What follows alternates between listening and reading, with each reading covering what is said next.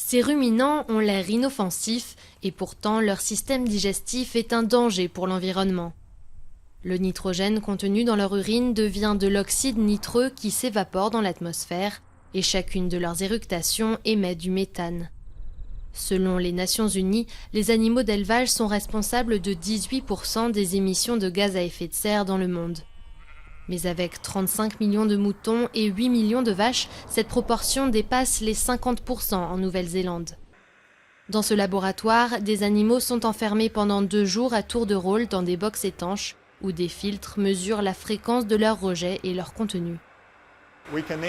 On peut changer les paramètres, par exemple varier la nourriture, utiliser différents animaux, leur administrer un vaccin ou des molécules inhibitrices et ainsi comprendre comment la dose de méthane évolue dans ces différentes situations.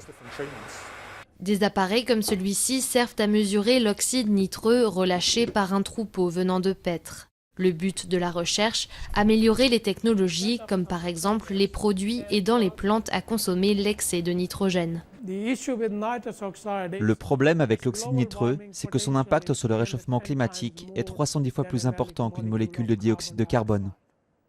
La Nouvelle-Zélande a dépensé plus de 30 millions d'euros dans ce programme de réduction des émissions polluantes d'origine agricole. Le problème est désormais de convaincre les agriculteurs qui devront dépenser de l'argent pour utiliser ce genre de produit. Si ça maintient le nitrogène à l'intérieur des plantes et fait pousser plus d'herbes, ça pourra être rentable et les agriculteurs l'utiliseront.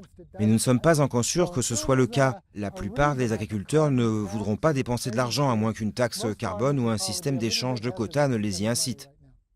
En 2003, le gouvernement a créé une taxe pour la recherche scientifique avant de devoir y renoncer.